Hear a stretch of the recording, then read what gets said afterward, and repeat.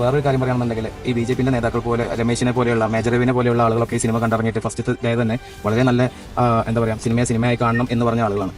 Major Ravi വന്നത് super cinema fantastic എന്നെല്ലാം പറഞ്ഞത്. പിന്നെ പൊട്ടിമുളച്ച് വന്ന 1-2 കമന്റിൽ നിന്നാണ് ഇതിനെല്ലാം എന്തായത് തുടക്കം. ആ പൊട്ടിമുളച്ച് 1-2 കമന്റ് ഇന്നത്തെ മീഡിയയിലും സോഷ്യൽ മീഡിയയിലും ഈ എമ്പുരാനെ കുറിച്ച് ഇവിടം വരെ എത്തിയിട്ടുണ്ടെന്നുണ്ടെങ്കിൽ തീർച്ചയായിട്ടും നിങ്ങൾ മനസ്സിലാക്കേണ്ട ഒരു കാര്യം എന്താണെന്ന് വെച്ചാൽ എല്ലാം നിങ്ങളെ കൊണ്ട് നിങ്ങൾ പോലും അറിയാതെ ഈ സിനിമ മാർക്കറ്റ് ചെയ്യിപ്പിക്കുന്നുണ്ടെങ്കിൽ ഇത് ബ്രില്യൻ എന്ന് പറഞ്ഞാൽ ജനങ്ങൾ വിഡ്ഢികളാണ്, മീഡിയാസ് അതിലേറെ വലിയ വിഡ്ഢികൾ. സത്യത്തിൽ നിഗൂഢമായ ഒരു രഹസ്യം ഇതിന് പിന്നിലുണ്ട്. നമ്മളൊരു പ്രത്യേക തരം ഡിസൈനിൽ നമ്മുടെ പുറത്ത് അടിച്ചേൽപ്പിച്ചിരിക്കുകയാണെന്നും അത് നമ്മൾ അറിയാത്തതാണെന്നും ആ ഡിസൈനിനനുസരിച്ച് നമ്മൾ മൂവ് ചെയ്യണം.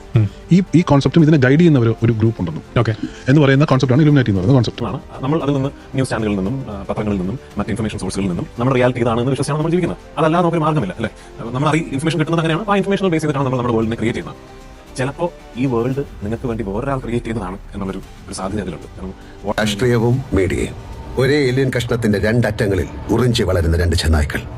ആ എല്ലിൻ കഷ്ണം കുറച്ചാൽ സ്റ്റീഫൻ നെടുമ്പള്ളിയായിരുന്നു എന്ന് മാത്രം. സംഘപരിവാർ പ്രൊഫൈലുകളുടെ പുരാണത്തിൽ പ്രചരണം ശക്തമാണ്.